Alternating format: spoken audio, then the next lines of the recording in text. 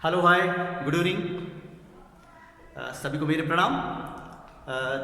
तो मैं वेंकटेश आपके सामने एक छोटा सा मैं एक ग्रामर का टॉपिक लेकर आया हूँ, क्योंकि भाषा विषय ग्रामर ये दोनों एक पहलू के दो चेहरे हैं। एक मतलब एक कॉइन के जो टू साइड्स बोलते हैं। जैसे कॉइन को हम क्या कहते हैं, एक साइड अगर खराब होता है तो वो कुछ का नहीं चल सकता। तो इसी प्रकार भाषा विषय में ग्रामर व्याकरण बहुत इंपॉर्टेंट रखता है। तो ओके, क्योंकि अब फॉर एग्जाम्पल एक बिल्डिंग बनाया हमने, अगर उसको कोई कलर नहीं है, कोई पेंटिंग नहीं है, कोई डेकोरेशन नहीं है, इंटीरियर डिजाइन नहीं है, यूं ही छोड़ दिए, कैसा लगेगा आपको? ठीक नहीं लगेगा। ओके, तो उसी प्रकार यहां पर ग्रामर के बिना मतलब व्याकरण के बिना भाषा विषय का कोई अर्थ नहीं है।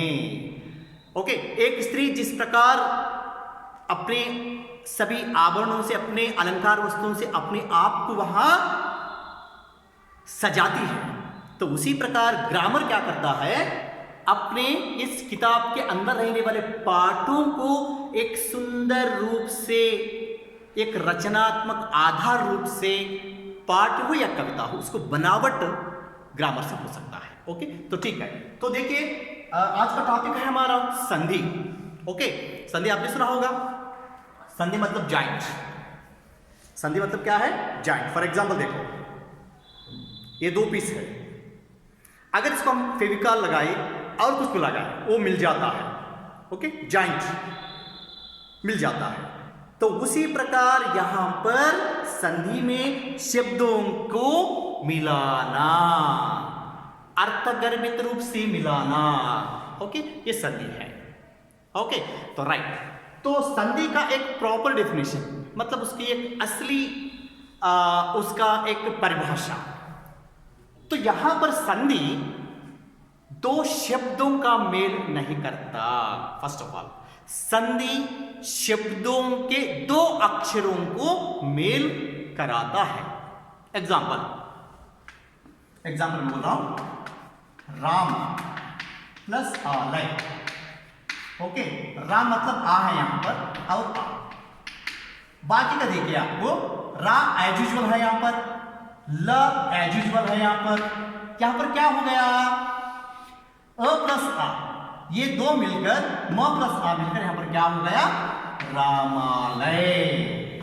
तो इसका अर्थ ये है कि यहां पर संधि में, ओके, काइंड इंफॉर्मेशन, संधि दो शब्दों का मेल नहीं करता, दो अक्षरों का मेल होता है। ओके, अगर समास को देखा जाए तो समास दो या दो से अधिक शब्दों का मेल होता है, लेकिन संधि ऐसा नहीं है।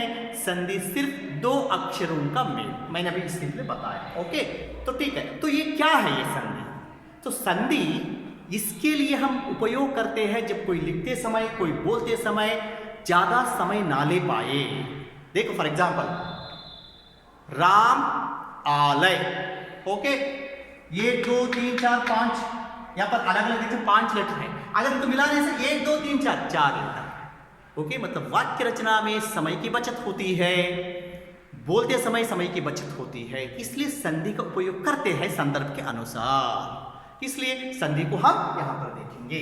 ओके, तो संधि नियम के अनुसार हमारी हिंदी भाषा में मुख्य रूप से 3 भागों में हम देखते हैं। मुख्य रूप से 3 भागों में, एक है संधि की, एक स्वर संधि। ओके, तो दूसरा है व्यंजन संधि, व्यंजन संधि। तीसरा है विसर्ग संधि, विसर्ग संधि। 3 है, मुख्य रूप से 3 है। तो यहां पर स्वर संधि, जब हम, मैंने बताया यहां पर दो अक्षरों का मेल, यहां पर शब्द को जब मिलाते हैं उसकी जगह पर एक एक जो होता है ना वो स्वर होता है, जब डिवाइड करते हैं उसको स्वर संधि। कभी कभी शब्द के अनुसार, कभी कभी यहां पर स्वर के बदले में व्यंजन आता है। ये स्वर क्या है, व्यंजन क्या है, ये आपको पता होगा छोटे क्लास के लिए। स्वर अलग होता है, व्यंजन अलग, संयुक्ताक्षर अलग अलग होते हैं। तो यहां पर देखो, यहां पर जब स्वर आता है वो स्वर संधि के नीचे, जो यहां पर व्यंजन आता है उसको व्यंजन संधि के नीचे। कभी कभी शब्द के अनुसार विसर्ग आता है। विसर्ग मतलब 2 बिंदी लगाते हैं हम, 2 बिंदी लगाते हैं, विसर्ग। अम आहा को जब लिखते हैं ना तो 2 डॉट लिखते हैं, इसको हम विसर्ग बोलते हैं। तो इससे संबंधित संधि अलग होता है, उसको बोलते हैं हम विसर्ग संधि। व्यंजन से संबंधित संधि अलग होते हैं, उसको बोलते हैं हम व्यंजन संधि। स्वर से संबंधित शब्द अलग होते हैं, उसको हम बोलते हैं स्वर संधि। ओके, तो ठीक है।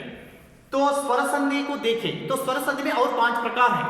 ओके, 5 प्रकार, तो मैं उसमें एक प्रकार वेरी शॉर्ट में भी बताऊंगा आपको, वेरी शॉर्ट में भी बता सकता हूं। ओके, 1 मिनट प्लीज, थोड़ा।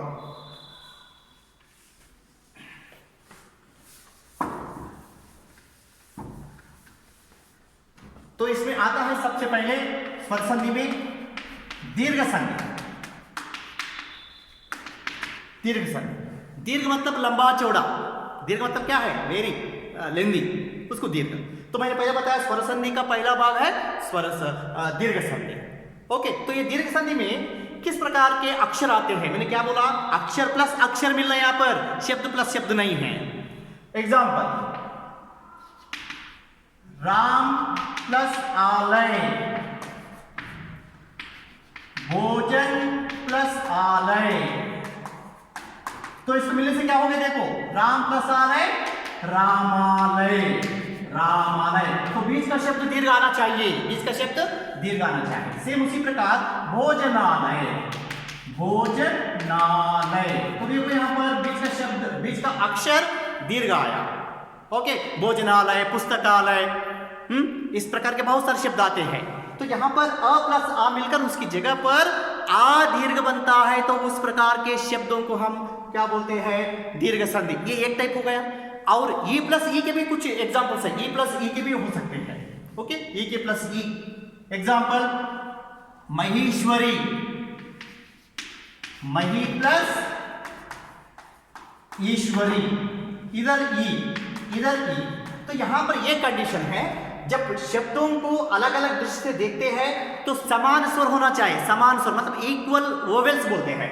अ प्लस आ प्लस ई नहीं होता यहां पर, और इसी प्रकार ए प्लस ई आना चाहिए, ए प्लस आ, ए प्लस नहीं हो सकता। समान स्वरों का जब मेल होता है, होकर उसकी जगह पर दीर्घ बनता है, उसको हम क्या बोलते हैं, दीर्घ संधि। तो मही प्लस ईश्वरी क्या बनेगा, महेश्वरी।